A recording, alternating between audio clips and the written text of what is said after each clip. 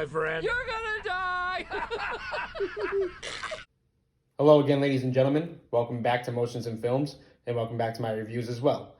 And this is a huge month for me, very huge month. Well, obviously, it's my birthday month, but other than that, it's my favorite time of the year. I love Halloween. I love horror movies with all my soul. Everybody who knows me best knows that I know everything about horror movies, and I finally can't wait to do this. And I finally can't wait to give you guys more content. Trust me, I'm just starting off this video, okay? You guys are gonna get a lot more content and videos about other things that I post and write. Like, for instance, I'm gonna do 1930s Dracula, freaking slasher films from like the 70s, 80s, Texas Chainsaw, Jason, Scream, freaking Poltergeist, all that, all that shit, bro. Okay, trust me. I can name way too many horror movies for you guys, but I'm not gonna do that yet. I'm just gonna get down to business. As you can tell by the shirt, what film am I gonna talk about today?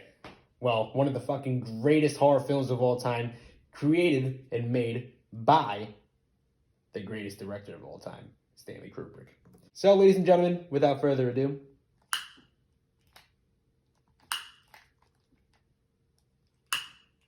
fucking asshole. Now, to start off my theory, literally just look at the poster. Look at the words it says on it. The tide of terror that swept America is here.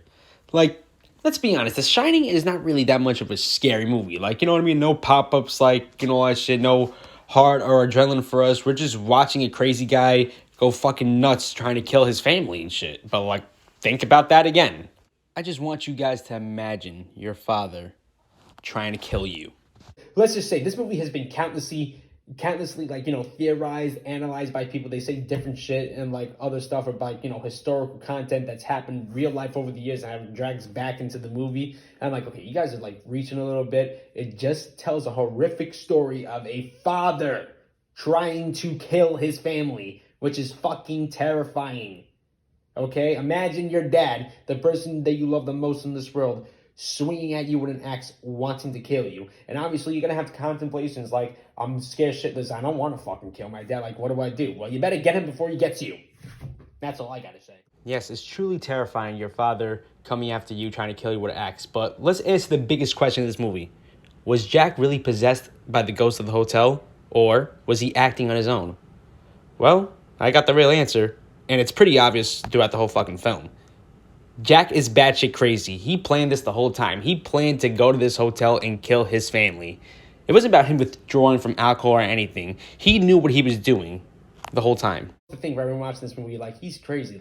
Is he possessed by the demons and the ghosts and the Overlook Hotel? Is he this? Is he that? Trust me, when you watch this film, right, you might overlook it so much that you don't realize the shit is right there in front of you, plain and simple. Just like the hotel we overlooked everything in there. And it's simply right in front of our faces what has been going on. Now, I'm not saying that there were no ghosts in The Shining at all. I'm not saying that at all. Yes, there were definitely ghosts, probably making them all go crazy, cabin fever and all that shit, right? But the question is, why Jack? Not only because he's a reincarnation of the hotel itself, which I'm going to get into later, and which has been confirmed by the director Kubrick as well, but also, why did he want to kill his family? The whole time, yes, he was crazy. He even planned this. I mean, for Christ's sakes, if Jack is a writer and a school teacher, why would he want to take an opportunity? Who in their right mind is going to take an opportunity to watch after a hotel in the Colorado Rocky Mountains where it snows and there's no possible way of getting in or out of anywhere in a freaking 5 or 10 mile radius of anything? Why would he want to do that? Because he was planning to kill his family the whole time. Let's go back to the interview scene. And this is one of the first scenes we see Jack in ever. And Mr. Ullman basically and blatantly tells him the last caretaker that took over the hotel got crazy, killed his 2 children with an axe and his wife. And Jack just shrugs off and laughs about it. Not because he's worried and scared. It's because he knows what he's doing. I mean, look at him smiling and saying that's not going to happen to me. Shit. All right, guys, like I said, this movie, it doesn't pop out, it doesn't scare you, jump out of your seat or anything, but it gives you that suspense and horror, something is more terrifying that we don't know or don't see in that movie, but we definitely know what happened. And what happened to Danny in room 237 is the most horrifying thing that you guys are going to find out. And it's all there, all conclusive, and I'll give you all the information for it as I say it. Danny entered 237, one of the most famous scenes in that movie, right? One of the most analyzed for theorists and all that stuff, right? They always say, oh, maybe it has something to do with him with, like, NASA faking the moon landing, has to do this, that. No. We're talking about movie-wise, all right? When Danny walks into room 237, it wasn't the ghost shower lady that strangled him and tried to do anything. It was Jack himself. Yes, it was Jack, but he didn't just strangle him. Just get ready, ladies and gentlemen, because you're never going to watch the movie the same after this or even want to root for Jack as the killer in this movie anymore. This is going to change your whole perspective of this movie. Jack raped his son, Danny, in 237.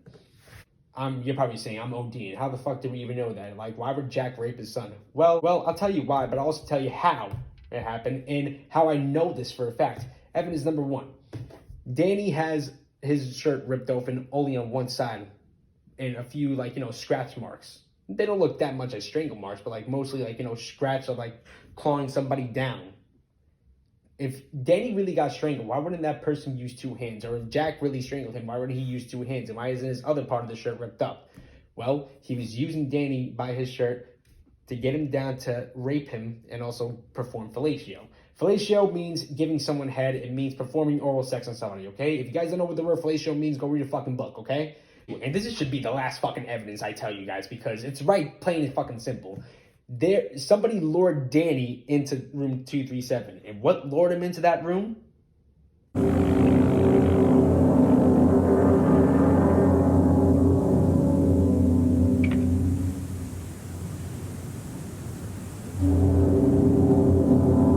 Yes, and whose ball does that belong to?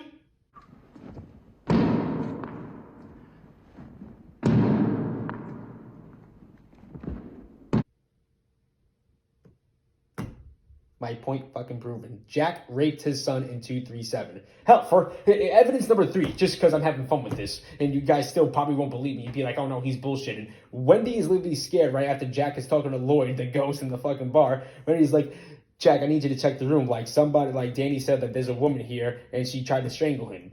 And Jack looks at her and just says, are you out of your fucking mind? He literally looks at her in a fucking, serious ass face, mad, not even caring, no emotion, says, are you out of your fucking mind?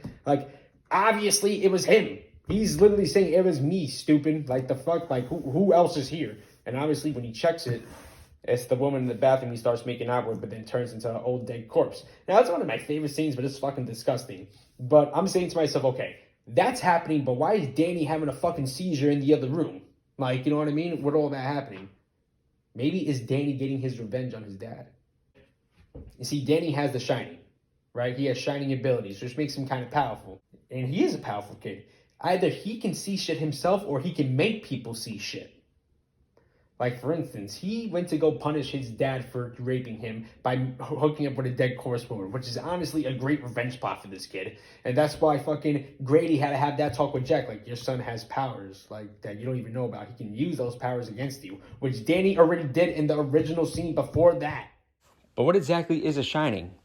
And what does it have to do with Danny in this whole movie? Well, to explain, just like the chef Dick O'Halloran explained to Danny, they both have the Shining. They can both communicate through their heads. It's like a sixth sense, basically. And I feel like that's where M. Night Shyamalan got his idea for the sixth sense with little kids talking to ghosts and shit. Because this is honestly it. This is the Shining. That's how you shine to others. You tell them your experiences and they tell you theirs by just showing you physically, not talking or anything. Which is fucking even more nuts than everything. Our spirituality has gone down deep. Our spirituality has to be reminiscent of a little boy that's not even 7 years old and also an African-American cook who's almost at the age of 60. These two men, right, have the Shining for a reason. Danny and the chef have the Shining because they're just aware of their surroundings. And what does that actually mean? What does Shining actually mean? If you listen to the whole conversation with the chef and Danny, he literally tells it right then and there.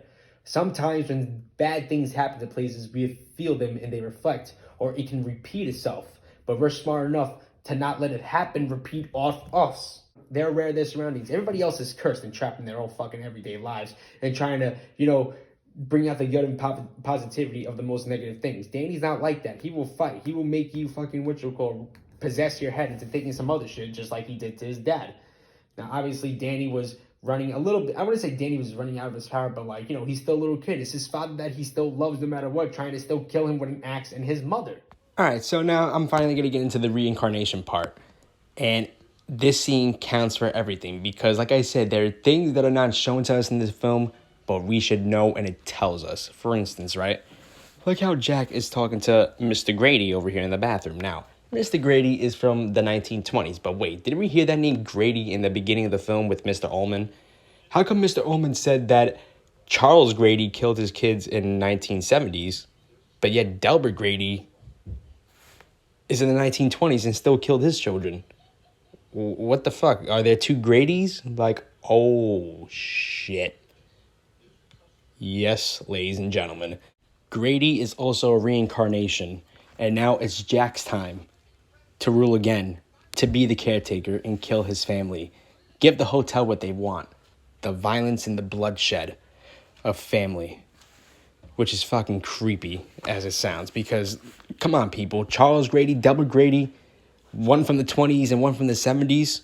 Jack knew right then and there it was his time to show out.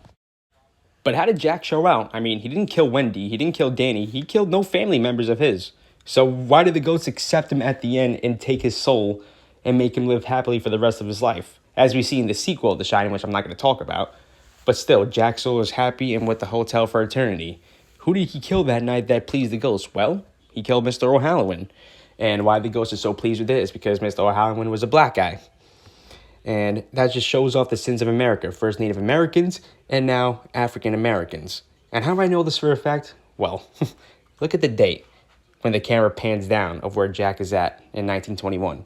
July 4th. Why the hell July 4th?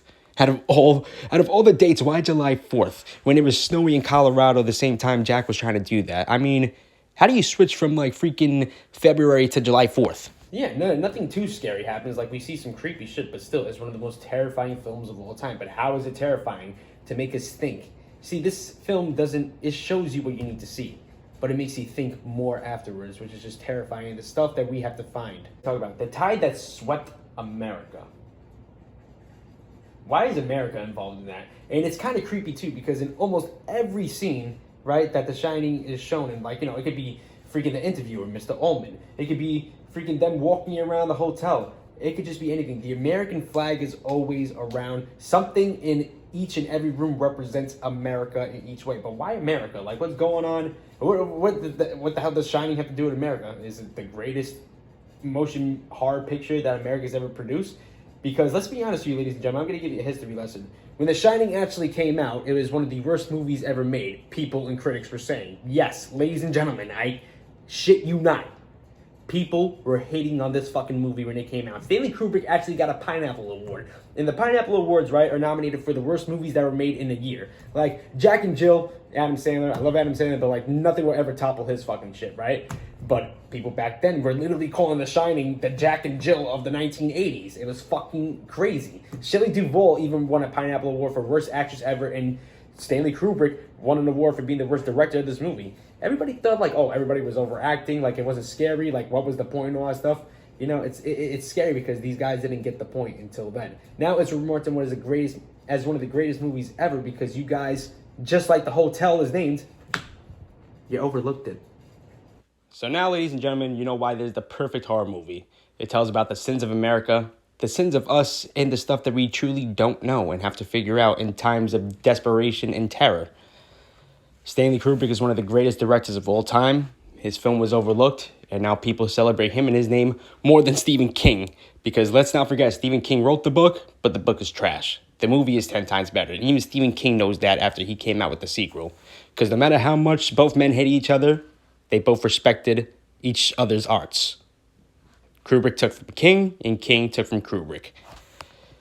And right here, ladies and gentlemen, is one of the greatest horror motion pictures to ever come out. Thank you so much for watching. I'll give you more content soon. Happy Halloween.